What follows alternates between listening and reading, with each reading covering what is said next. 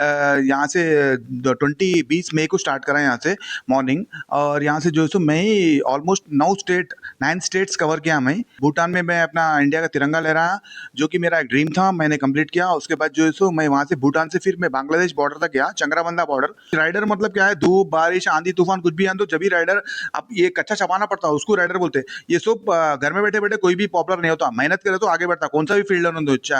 मेरे जो छोटे बड़े लोग आप बचाने वाले हैं, वो लोगों को मैं, छोटों को मैं यही मैसेज देना चाह रहा हूँ कि माँ बाप की सेवा करो। माँ बाप का सेवा ही रियल गॉड है। उन लोग जब तक रहते हैं उनका सेवा करे तो उनका फल मिलता है, उनका मेवा मिलता है, उनका आशीर्वाद मिलता है, और उनके आशीर्वाद से अपन आगे बढ़ते तरक्की करते। एशियन टीवी चैनल को भी मैं दिल से थैंक यू बोलना चाह रहा हूँ, मुझे मोटिवेट करने के लिए, एनकरेजमेंट करने के लिए। Thank you very much. Majid and brothers की जानिब से next gen EV motors EV showroom 18 साल से कम उम्र के बच्चों के लिए बेहतरीन खूबसूरत बैटरी की गाड़ियां, जहां 35,999 से शुरू बैटरी की गाड़ियां हैं मौजूद, जिसको लाइसेंस आरसी नंबर प्लेट की जरूरत नहीं।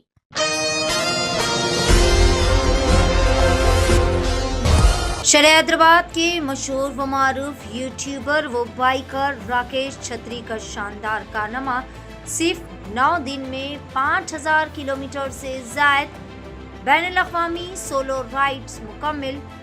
हैदराबाद से ताल्लुक़ रखने वाले मारूफ बाइकर राकेश छत्री ने गैर मामूली और रिकॉर्ड साज कारनामा अंजाम देते हुए सिर्फ 9 दिनों में 5,000 किलोमीटर से ज़ायद का नेशनल सोलो बाइक सफ़र कामयाबी के साथ मुकम्मिल कर लिया है।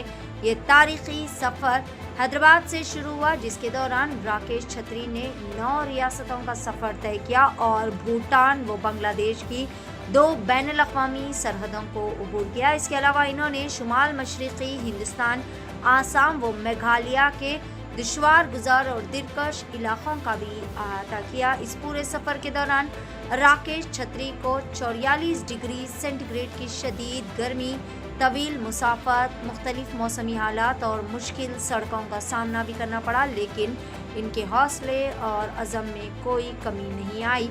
एशियन टीवी न्यूज़ चैनल से खुसूसी गुफ्तगू करते हुए राकेश छत्री ने अपने तजुर्बात बयान करते हुए कहा कि ये सफ़र सिर्फ फासले तय करने का नाम नहीं, बल्कि अपने हौसले, सब्र और सलाहियतों को आजमाने का एक मुनफरिद तजुर्बा था।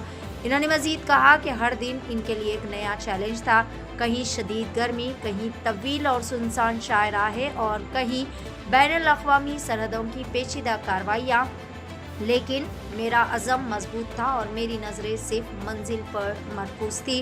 राकेश छत्री ने बताया कि भूटान और बांग्लादेश के सफ़र ने इन्हें मुख्तलिफ सक़ाफ़तों, रिवायत और लोगों से करीब से वाकिफ़ होने का मौका फराहम किया। बाइक पर तवील सफ़र इंसान को सिर्फ नई जगहें नहीं दिखाता, बल्कि मुख्तलिफ तहज़ीबों, लोगों की मोहब्बत और ज़िंदगी के नए रंगों से भी रोशनास कराता है। नौजवान बाइकर्स के नाम अपने पैगाम में इन्होंने कहा कि अगर इरादे मजबूत हो तो कोई भी मंजिल नामुमकिन नहीं। सही मनसूबाबंदी, नज़्म ज़ब्त और हिफाजती उसूलों के साथ हर ख्वाब को हकीकत में बदला जा सकता है। हैदराबाद के मारूफ बाइकर राकेश छत्री का ये रिकॉर्ड साज बैनुल-अक़वामी सोलो सफ़र न सिर्फ एक शानदार मुहिम जोई है, बल्कि मुल्क भर के नौजवानों और बाइकिंग के शौकीन अफराद के लिए एक काबिल तक़लीद मिसाल भी है। जानते हैं मुकम्मल तफसीलात। एशियन टीवी न्यूज़ चैनल के लिए सीनियर रिपोर्टर शेख अहमद की ये खास रिपोर्ट। और सब कैसा रहा सफ़र आपका? आप कहाँ कहाँ गए और किस किस एरिया में, किस कंट्री में गए और किस एरिया में आप देश का झंडा लहराए? थोड़ा हमारे नाज़रीन को बताइए। ओके, सबसे पहले नमस्कार, आदाब आप सभी लोगों को, और एशियन टीवी न्यूज़ चैनल को थैंक यू मेरी तरफ से। और मेरा नाम जो सो राकेश छत्री है, और मैं जो सो एक यूट्यूबर और सोलो इंटरनेशनल राइडर हूँ, मैं मोटो ब्लॉगर हूँ। और जैसे कि आपने क्वेश्चन किया, मैं जो है सो यहाँ से 20 मई को स्टार्ट करा यहाँ से मॉर्निंग, और यहाँ से जो है सो मैं ही ऑलमोस्ट 9 स्टेट्स कवर किया। मैं महाराष्ट्र से मध्य प्रदेश, उत्तर प्रदेश, उसके बाद बिहार, वेस्ट बंगाल के बाद में मेरे को जो है सो वहाँ से असम, मेघालय और कर्नाटका, ये तकरीबन 9 स्टेट्स जो है सो मैं कवर किया। उसके बाद जो है सो इंटरनेशनल जो है सो मेरा भूटान, और भूटान में मैं अपना इंडिया का तिरंगा लहराया, जो कि मेरा एक ड्रीम था, मैंने कंप्लीट किया। उसके बाद जो है सो मैं वहाँ से भूटान से फिर मैं बांग्लादेश बॉर्डर तक गया, चंद्राबंधा बॉर्डर। बांग्लादेश बॉर्डर जाने के लिए जो है सो स्पेशल परमिशन लेना पड़ता बीएसएफ वो लोगों से। तो बीएसएफ ऑफिसर से मैंने मिला और मैं बोला कि हैदराबाद से आया, तो वो लोग ने मुझे 10 to 15 मिनट्स तक मुझसे बातचीत किया, इंटरव्यू लिया। उसके बाद जो है सो उन्होंने वहाँ मुझे परमिशन दिया और वहाँ पर मैं चंद्रबंधा बॉर्डर बांग्लादेश बॉर्डर पर जो है सो मैं अपना तिरंगा लहराया। फिर वहाँ से मैं जो है सो फिर वहाँ से मैं नॉर्थ ईस्ट इंडिया गया। नॉर्थ ईस्ट इंडिया जो है सो मैं मेघालय और असम और मेघालय मैं कवर किया। और इसमें मुझे काफ़ी एकदम परेशानी उठाना पड़ा, क्योंकि एक 250-300 किलोमीटर जो है सो मेरा गूगल मैप में रॉन्ग बताने की वजह से वो एक प्रॉब्लम हुआ। उसके अलावा धूप बहुत था, 45 डिग्रीज धूप था। और उसके बाद Assam Meghalaya north east 45 degree.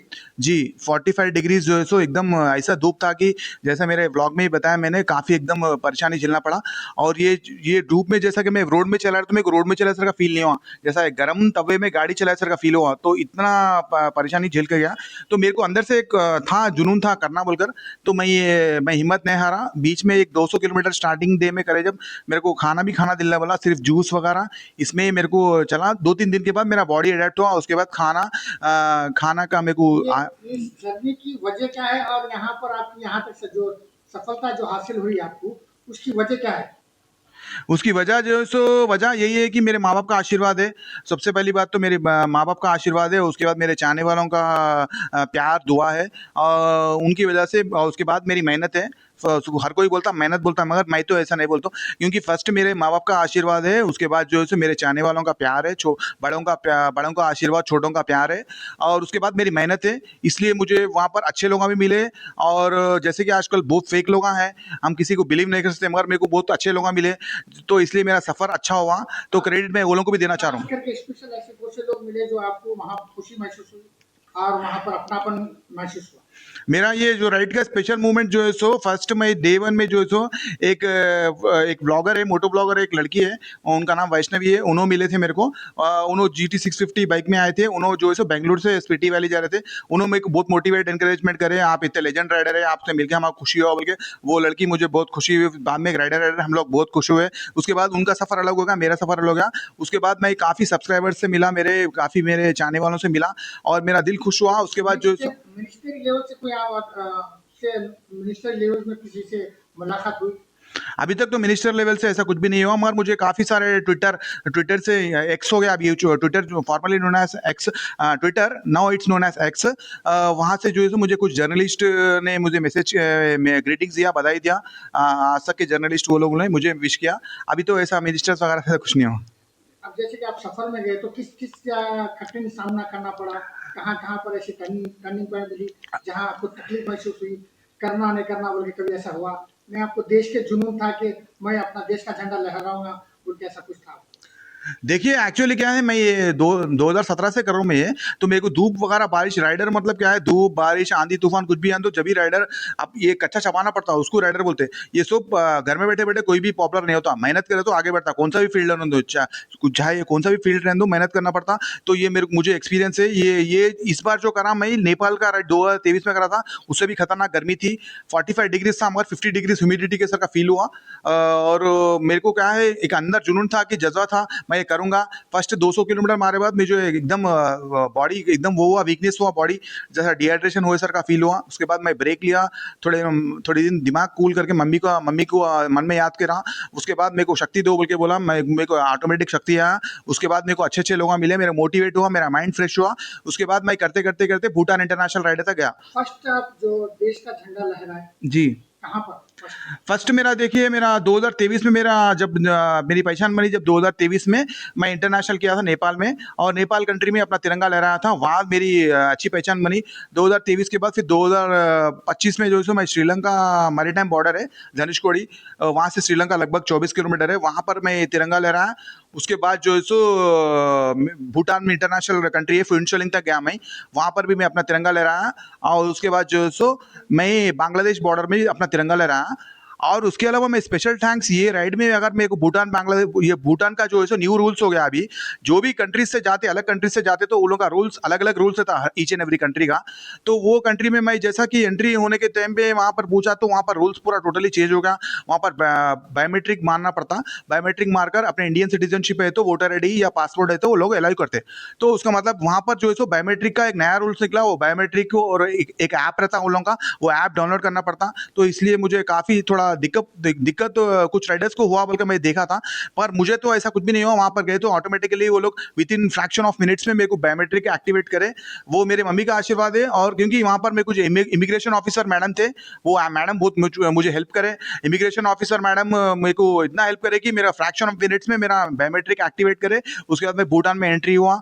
और आपको अवार्ड कहाँ कहाँ से अवार्ड मिले, जो जहाँ अवार्ड लेने के बाद आपको खुशी महसूस हुई कि यहाँ मैं यहाँ से आगे बढ़ने वाला हूँ? हाँ, तो मेरा ये क्या है बोलते हो, एक्चुअली मैं 2023 से ही मेरा क्लिक हुआ। वहाँ से 2023 में ही क्लिक हुआ। नेपाल का राइड करने के बाद मेरे यूट्यूब में मेरे को सिल्वर प्ले बटन आया, अमेरिका से सिल्वर प्ले बटन आया था मेरे को।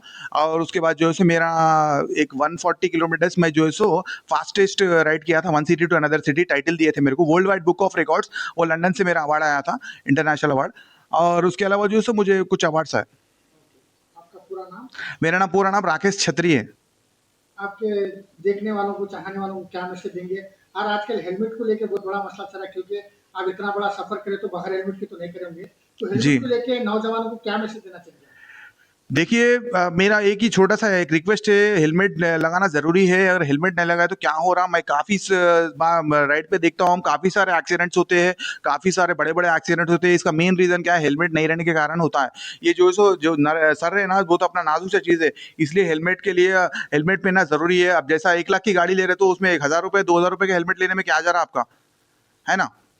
आप 1 लाख 2 लाख की गाड़ी ले रहे हैं तो उसमें 1000 2000 रुपये डालने में आपको 1% भी नहीं लगता। तो हेलमेट रहना ज़रूरी है। आप हेलमेट पहनिए, हेलमेट प्रोटेक्शन है। आपको हेलमेट रहे तो आपको एक आपका लाइफ जो है सो सेव होता। अगर हेलमेट नहीं है तो काफ़ी दुविधा होता, काफ़ी प्रॉब्लम होता। इसलिए मैं कभी भी हेलमेट विदाउट हेलमेट नहीं जाता हूँ। हेलमेट लगा कर ही पूरा अभी तक इंटरनेशनल लेवल्स करा मैं। अभी जो भी है मैं जितना भी अब मेरा अचीवमेंट हुआ मोटो ब्लॉगिंग में, मेरे को जितने भी चाहने वाले हैं, मेरा ये सबसे पहले तो मैं क्रेडिट मेरे माँ बाप को दूंगा, उसके बाद मेरे चाहने वालों को दूंगा। मेरे माँ बाप, मेरे डैडी तो नहीं है, डैडी तो अभी गुजर गए। मेरे मम्मी है, मेरा डैडी का आत्मा है। मेरे मम्मी, उनके आशीर्वाद से मैं जितने भी आगे बढ़ा। और मेरे जो चाहने वाले हैं, मेरे जो छोटे बड़े लोग चाहने वाले हैं, वो लोगों को छोटों को मैं यही मैसेज देना चाह रहा हूँ कि माँ बाप की सेवा करो। माँ बाप के सिवा ही रियल गॉड है। उन लोग जब तक रहते हैं उनका सेवा करे तो उनका फल मिलता, उनका मेवा मिलता, उनका आशीर्वाद मिलता। और उनके आशीर्वाद से अपन आगे बढ़ते, तरक्की करते। बस मैं यही एक छोटा सा रिक्वेस्ट है कि मैं कभी भी यही बोलता हूँ कि माँ बाप की सेवा करो और माँ बाप की दुआ लो। उनको हमेशा उनका नाक लंबा करो। बस यही बोलना चाह रहा हूँ। उसके अलावा जो है मैं एशियन टीवी चैनल को भी मैं दिल से थैंक यू बोलना चाह रहा हूँ, मुझे मोटिवेट करने के लिए, एनकरेजमेंट करने के लिए। Thank you very much, thanks a lot. 18 साल से कम उम्र के लड़के और लड़कियों के लिए अजीम पेशकश। हैदराबाद दक्कन में एक नुमाया नाम माजिद एंड ब्रदर्स की जानिब से next gen EV motors EV showroom, जो बहादुरपुरा चौराहा, किशनबाग रोड, हैदराबाद में मौजूद है, जहां पर आपकी ख्वाहिश के मुताबिक 18 साल से कम उम्र के बच्चों के लिए बेहतरीन और खूबसूरत बैटरी की गाड़ियां मौजूद, जिसको लाइसेंस, आरसी, नंबर प्लेट की जरूरत नहीं है। इस गाड़ी को कम उम्र लड़के लड़कियां स्कूल और कॉलेज के लिए इस्तेमाल कर सकते हैं। इनके अलावा औरतें और सीनियर सिटीजन भी इस्तेमाल कर सकते हैं, जिसमें 10 ता 12 मॉडल्स दस्तयाब है, जिसकी कीमत सिर्फ 35,999 से शुरू होकर 86,999 पर खत्म होती है, जिसमें मोटर और कंट्रोलर की वारंटी 2 साल है, बैटरी चार्जर की वारंटी 1 साल है। ये तमाम models next gen motors Bahadurpura पर मौजूद है। मजीद तफसीलात के लिए 9246109197 या फिर 9246209197 पर रब्त करें।